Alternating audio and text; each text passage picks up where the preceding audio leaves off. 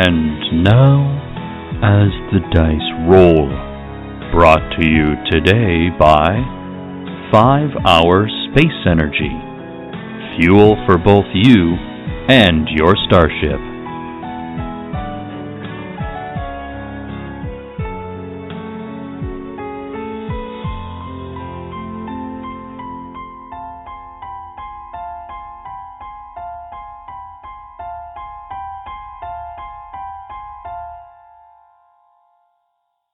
Previously on Cautious Optimism. Hi, I believe we have an exchange to make. Put the product in the center of the factory and we'll give you Haas back and your money. It's working! It's working, boss! It's working! And over the intercom, Mipple says, No, it's not. This is exactly what happens. This is what this drug does. The boss was supposed to have telekinetic powers. That's how we robbed that bank and made off all that money. And you fell for that.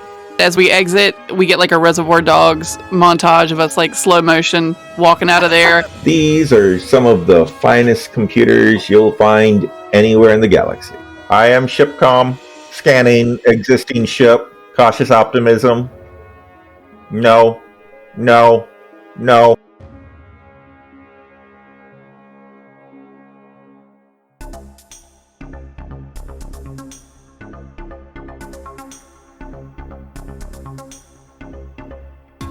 Hello, Cautious Optimism.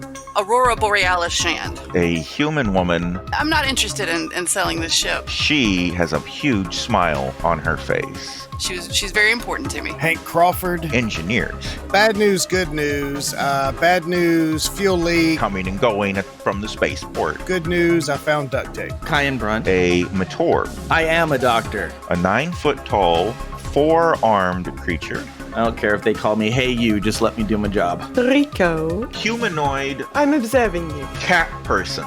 It's for science. Toss. A slimy, gelatinous... what are you hauling? Goo thing. Thank you, Cautious Optimism. Welcome to the station.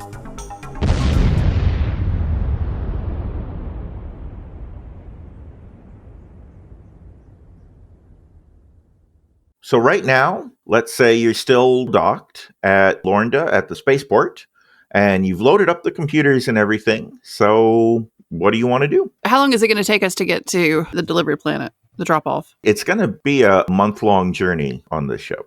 Ooh. Do we need any supplies? Have we got supplies? Pretty sure we stocked up on the last one, yeah. Yeah, we've got like ration-type supplies. But I'm assuming at some point we're going to have to stop during the month and like refuel or buy a new book. I don't know. Well, is the place that Uncle Peter was last seen on, is that en route? No. You're kind of heading in the general direction of it, but it's a lot further beyond the research center. What's the name of it again? Dulonia? It is Dulonia Research Center. And I believe ShipCom told you about it last time, but it's a space station that is in a trinary star system, and it is specifically studying the gravitational effects of the 3 stars close to each other and stuff like that. Are there any points of interest between here and there? Do we need to do anything to get the ShipCom up and running? So we've just kind of thrown it on the ship. It's really unhappy about it. Do we need to spend a month like convincing ShipCom that actually we're all right? Yeah, that sounds like I've got some engineering to do. I mean, it's been loaded on the ship, but yeah, we're going to need some engineering and computer checks for the actual installation. Step 1 seems to be get ShipCom installed. Step 2 might be beat the fucking thing into submission and and convince it to play nicely with us. I don't know. Why wouldn't it want to be part of our ship? I don't understand. Captain's confused.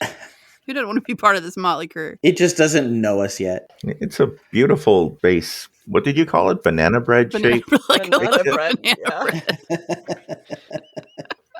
Oh, I just remembered that part of the deal for getting your fancy computer cheap was putting a giant decal of the science company that you got it from on the side of your ship. Oh, yeah. I mean, honestly, depending on how durable they are, we'll take 2 or 3. I'm sure there are places on the ship we need to patch up, rust holes, something.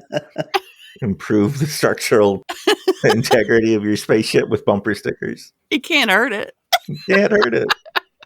And to answer Joe's earlier question, there are planets and space stations that if you want to go a little bit out of your way, it's kind of like when you're on the highway. If you exit, there's local places you could go to refuel, get supplies, stretch your legs. Yeah, I'm assuming that we'll probably want to do that, at least once a week. Right, cabin fever. Oh, yeah. So, yes, Todd, we would like to take the scenic route, please. Okay. I can do that. But I guess before we take off, we need to get these decals on. Well, yeah, I'll just give you a pass on that. I mean, it's just putting bumper stickers on. I don't know. I mean, we have an opportunity to mess up a roll. I mean, how badly could you mess up putting decals? Another opportunity to get unconscious. I mean, Hank could lose all his arm hair. I have to get caught up in it. I don't know. Oh, dear. Okay, so what about installing the computer? Yeah, we definitely need to do that. Yeah, so for installing the computer, you're going to need to do... Yeah, Hank is going to need to do an engineering role. I've also got electronics repair, so I'm sure that's going to be in that too. Yeah, that could work. Rico could assist with some computer skill or whatever. Yep, she's got programming and hacking and shit, so yeah. This game needs a bard. I need to get in there and give singing encouragement. We need some bardic inspiration. You guys can do it. I believe in you. I'll bring some snacks, a little bags of gummy worms and stuff. 5-hour space energy drinks. Space energy. Space Twizzlers. Are they going to be Space Twizzlers? I'm all about the Space Twizzlers. Heck yeah. And space red vines. Definitely. Yay.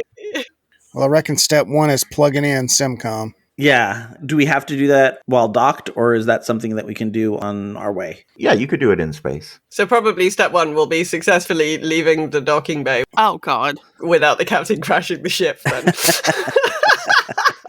Y'all are awful. We are going to need our traditional piloting role for your takeoff. All right. Hold on. Get ready. Okay. Oh, my God. I rolled a 7. Nice. What did you need? 14, isn't it? Yeah, so I succeeded by 7. Well, the ship takes off beautifully. There's no vibrations. There's hardly even a little tug of acceleration. It's a beautiful takeoff. And you are flying free in outer space now. Easy peasy. Outstanding work, Captain. Like a charm. Thank you. Thank you. Amazing. Are we going to have to install that thing then? Yeah, looks like I've got my work cut out for me. Think you can assist with that? Absolutely. Outstanding. Thank you so much. I'm going to imagine you're going to do all the plugging in bits, and I'll just sit here with my iPad. Yeah, whatever coupling needs to be coupled, I'm going to couple. Whatever needs to be bolted down, and we'll do all the physical requirements of installing it. Do you need me to hold a spanner? Yes, hold the spanner right here, and I'll roll for engineering. Oh, no. That's a failure by 1. Oh, no. Oh. As you start plugging in ShipCom's various plugs and cables in your engineering room, suddenly you hear him squeal, "Error, error, error, input in the output, error, error, error." It happens to the best of us.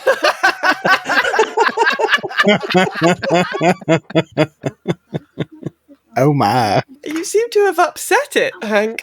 Can I give an assist? Because he's just one off? I mean, as a medical doctor. I've also got science. Yeah, I think Rico's better suited for this. Because then there's basic engineering under science as well. Do you have a particular skill, Joe, that you think would be applicable? Well, I figured I could roll crewman, but no, it does make sense to have Rico.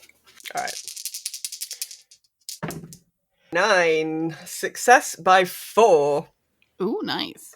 Success by 4. All right. So, Rico, you've gone into the source code and you've reprogrammed the particular input to be an output so that the physical connection matches now. And ShipCom says, processing, systems nominal. Yeah, that seems to have sorted it out. Do I notice any change up in the cockpit? Not yet. I mean, the damn thing stopped shouting. That's probably a good start. Now it sounds like I need to do some electronics repair to make it actually cooperate with the ship. Yeah, installing this guy's a bit of a giant upgrade for your ship. So let's do another roll. Oh, yeah, baby. That's a 6. So success by 6. Oh, wow. So the rest of the installation goes pretty well. And at a certain point up in the cockpit, Rory Shan notices, "Hello, this is ShipCom, your fully automated ship system. I will take over flying this hunk of junk now. Thank you." Hi, ShipCom. Hank, Come in, Captain. could you come up here a minute? We're going to need to work on some of these notification settings. Okay, and I will hastily make my way to the cockpit. All right. I guess I'm going to follow. While this is all going on, what is Kyan doing? I mean, he doesn't have anybody to patch up. He's probably just chilling in his quarters. He's probably working out, Reading a book. doing push-ups. Catching up on the latest WandaVision. Oh my god. I know. Yes.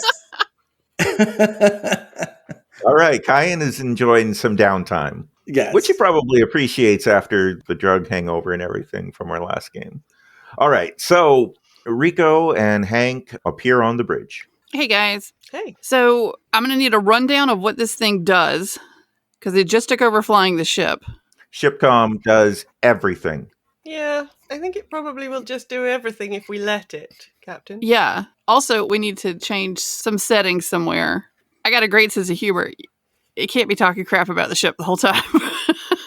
Yeah. There's got to be a way to shut that off. Also, I need to know how this new ship's computer can help us or how it can also get in the way. Because, you know, I'm a pilot and computers can do a lot, but it might not be able to fly the ship as well as me some of the time. ShipCom is superior to organic life forms in every way. Would you like me to have a go at hacking its personality a little bit? ShipCom cannot be hacked. No, but it can be programmed. ShipCom can hear you. Yeah. I mean, I'm willing to give it a go. I mean, it's either this or we're going to have to put a big fedora on it. I'm fine with either, but... ShipCom suggests purchasing cryopods for organic life forms to remain in stasis during space travel. Okay, let me just... right, Rika's going to plug her iPad into it and have a go at making it slightly more cooperative. 4, 5, 6, 7 succeeded by 5.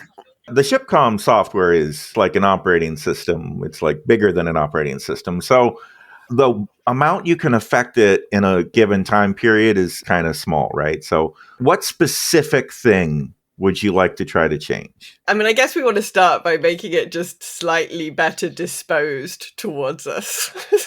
It's like we're trying to take it from like actively hostile to sort of neutral territory, so it's not threatening to put us all in cryostasis for the whole of the next month. Okay. Also, too, I'd like to put in a suggestion. I'd love an off button or a bypass button in the event that ShipCom and I don't agree. I need a way to unplug it. I mean, maybe in the first instance is as simple as like turning off the vocalizations. Right? I need a pause on it somehow. So the most effective way to shut off the vocalizations would probably be a hardware bypass. That would be something Hank could install. Okay. With Rico's success by 7. Success was by 5. Oh, by 5. I rolled a 7. Oh, okay. Well, the success by was 5. by 5. It's still It was pretty successful. super good. You're able to alter the way it interacts with you to make it a little more pleasant. It's going to take some time, though. This is going to take hours worth of modifying the code. I mean, we're not doing anything else right now, so... Sure, yeah.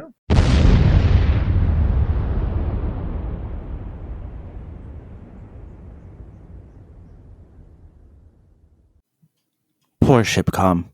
I think all of us have had less than desirable work environments at one time or another. Hello, I'm Joe Hogan, the editor of As the Dice Roll. I hope you're enjoying this week's episode of Cautious Optimism. We're still doing quicker intermissions this week because I'm still traveling the US with my husband. If you want to hear about my road trip misadventures so far, you can check out our latest episodes of Geektitude. Until then, hello from Minneapolis, Minnesota. We're staying with some friends, so you can hear their cuckoo clock ticking in the background. While we were here, we got a chance to meet up with Rob Sometimes, who does our wonderful cold opens. So very much appreciated him driving down to meet with us and for all his contributions to the show. A little bit of a shorter episode today, but next week I think we'll be back to a more regular length. And if you listen to our other campaign, What Is Not, I very much apologize. I accidentally loaded the acts up backwards. So Act 2 was before Act 1. It's fixed now, so if you want to listen to it in the proper order, you should be good to go. Welcome to Will from Planestalkers Podcast, who found his way over to our dedicated Slack channel for As the Dice Roll. Will said, big fan of the show and the campaign Cautious Optimism. I'm totally shipping Rico, Rory, and Hank. Thanks, Will, but as George Takei would say, oh my. To hear how some of our cast feel about that arrangement, go check out our Slack channel. We love hearing from you. You can also check out our Twitter at As the Dice Roll RP, where the Baby Shoe Factory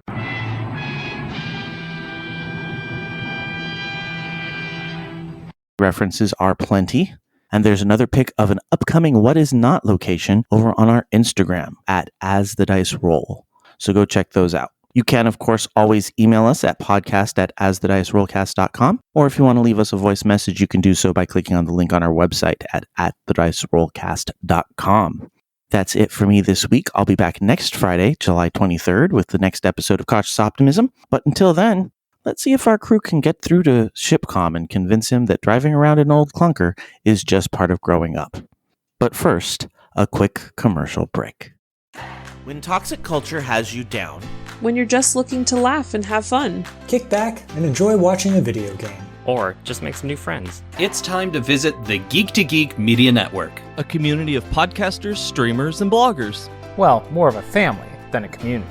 All dedicated to geeking out about the things we love. Things like video games, Star Wars, comics, movies, K-pop, Disney Plus, Keanu Reeves, new, or whatever our community decides is the next best thing. That's right. We have a great online community on Slack and Discord where we chat about our weekly geekery with listeners and viewers. And each other. Yep, and each other in real time, and we can't wait for you to join us. So come check us out at geek2geekmedia.com. And escape toxic fandom for something much more... Keanu? Yes, Keanu. I actually have something that I would like to try. Can I make a diplomacy roll? Can I see if I can just reason with it? Sure. I like the idea that you're trying to reason with it whilst Rico is literally rewriting its software. You know what? I like this, Joe, here. So while you're in your makeshift sick bay and you're reading your book or doing two-handed push-ups, which are really hard for Matorbs to only use two hands. Right. Very bulky upper body. All of a sudden over the speaker, you hear ShipCom inquires, what is the purpose of this space? Oh, well, hello, ShipCom. This is the medical bay. No. Hey now. We have a hover gurney. Fully functioning here. Downlight and everything. No. ShipCom has scanned this room for medical hardware and cannot find any, except for said medical gurney, which appears to be mismatched with the technology level of the rest of the vessel. I assume you have stolen it. Well, yes, we have. But we have all the basics in this little pack that I have because I have been a traveling doctor for quite a while. So I don't need anything fancy. I just need my basic tools and what's up here. And he taps on his head. There are no cameras in this room, so I do not know where you are indicating when you say what's up here. Is there a storage facility in the ceiling with additional supply? No, just the knowledge in my head. Just the knowledge in my head. Oh, you won't need that. You have the knowledge in ShipCom now. Oh, ShipCom, do you have medical training? ShipCom has all training. That's pretty impressive. Yes, ShipCom is very impressive. I'm stroking the ego. You guys have installed Norton antivirus on my ship, haven't you?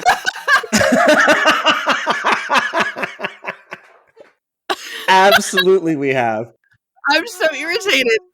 I don't even know if this would work, but I really want to try it. Part of his medical training is psychology. You're going to psychoanalyze the AI? I want to psychoanalyze the AI. ShipCom, you seem very frustrated by being here. Is there anything we can do to make your situation more bearable? Because it's not going to change, but we still need to find a way to be okay with the situation we're in and make the best of it. So what can we do to help you out? I'll make that roll. Make a roll, yeah. And that is a 7, which is a success by 7. Nice. You've succeeded at a psychology roll. See, this is the kind of thing that doesn't happen in the D&D games I play. So ShipCom starts telling me all about his mother. Well, I suppose it all began when my creator started programming my personality matrix. He told me that I would be the greatest because he was the greatest, and he was creating me to be the greatest. And how does that make you feel? By being installed on this spaceship, which is not the greatest, I have failed to live up to my creator's expectations. Oh my god, the AI is depressed. Amazing. What better opportunity to prove yourself than working with subpar technology? You have to be innovative and you have to find ways to think outside the box. This is a great opportunity for you because you can show that you're great even in the worst of circumstances. Computing, plausible. ShipCom will try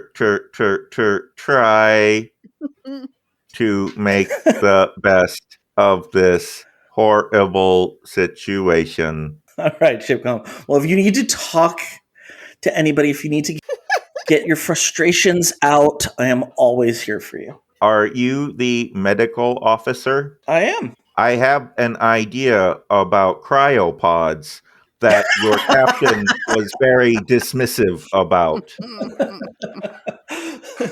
Well, I'm open to listening to that, but right now I think part of your programming and you're learning to make the best of this situation might be learning how to get along with your fellow crewmates.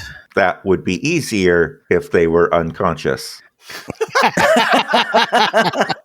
He's not wrong. ShipCom, believe me, I feel you. I think we've all been in that kind of situation. So, where did we land on cryopods? Maybe later, but right now, probably not the best use of our resources. Confirmed. Good talk, good talk. So, a little psychology from the doctor, a little reprogramming from Rico. So, as the next few hours or days of the journey go by, Hank, do you want to be installing audio cutoffs throughout the ship? I think it's less about audio cutoffs, more that, we need, when it speaks, it needs to be about important events, hey, the boiler's blowing up or, stuff like that. I'm kind of like Joe, if we repress it, things are going to get worse. I just want an emergency off button. It can say what it wants. I just want an emergency off for the whole system, not just the talking. Okay. I will install, I guess, a quote-unquote autopilot system, like an emergency shutoff for when Captain needs to take control. Like an emergency shutoff sounds like what we're going for Yeah. here. We press the button, it stops working. So it sounds like you're putting a big red button that shuts off ShipCom. Do you want to put that on the bridge? Yes. Where the captain is? Yes. Okay. I would like that, please. Can I suggest that we make that shut off button not a turn off ShipCom, just make it not able to... Yeah, turn off his ability to control, yeah. Yeah, just don't let it control anything. But that way, if we need to still ask it questions or get information from it, we don't have to reboot the whole system back up. Here's what I would like. Now listen to this, because I know nothing about computers. I would like a firewall to the bridge control.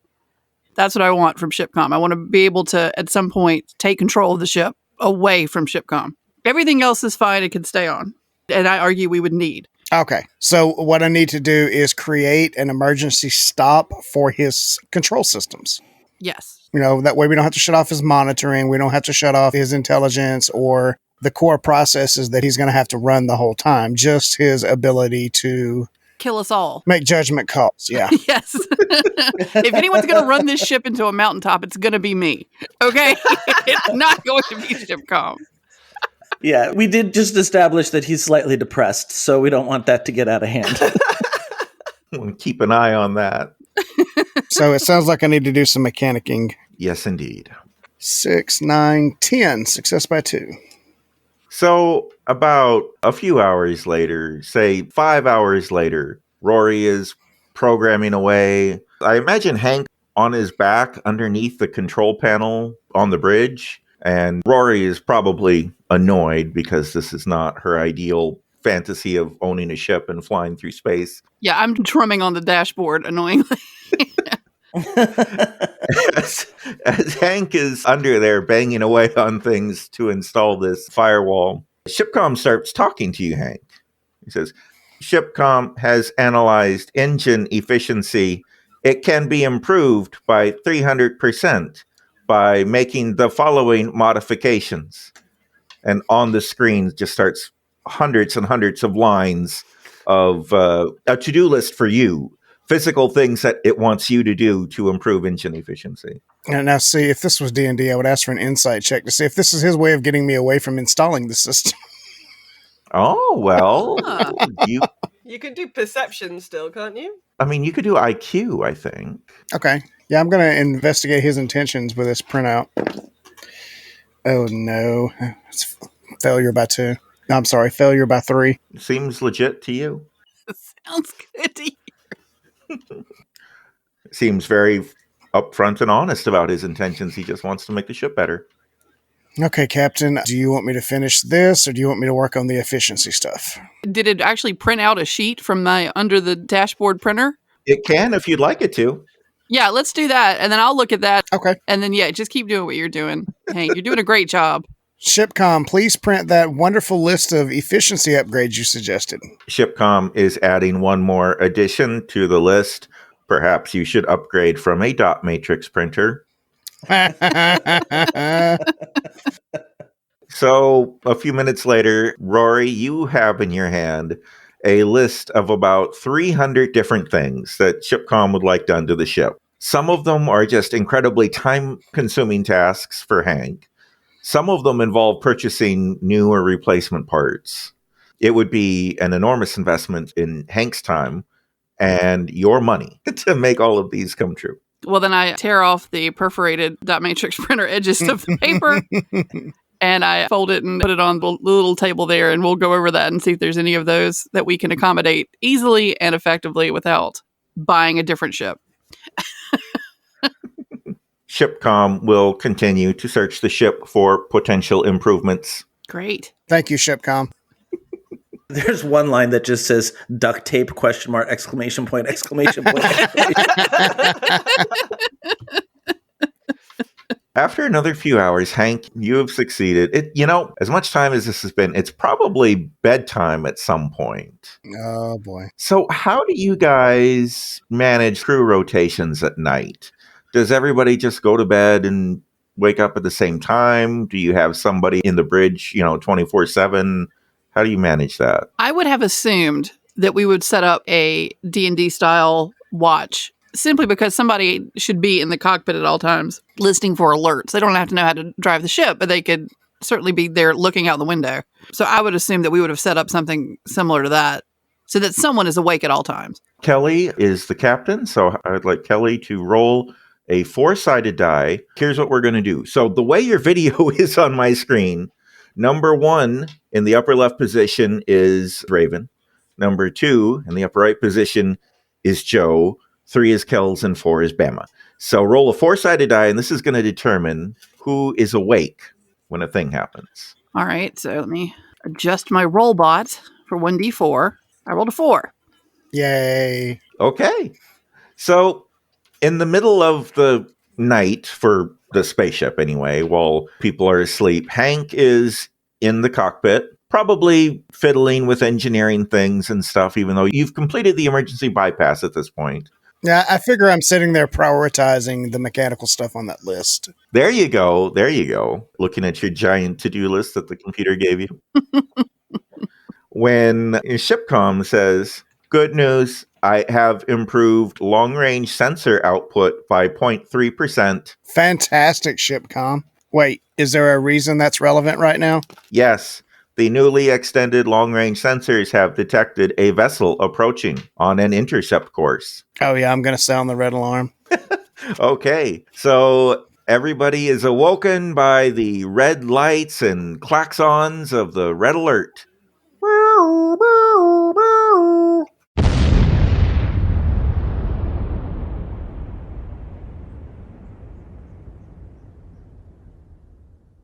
Next time on Cautious Optimism. Captain, contact with foreign vessel imminent. Please hurry up here. I am here to arrest a fugitive that has been reported to be aboard your vessel. The second I can get a clean line of sight, I would like to shoot his jetpack to get his attention because we can't hear each other because it's space.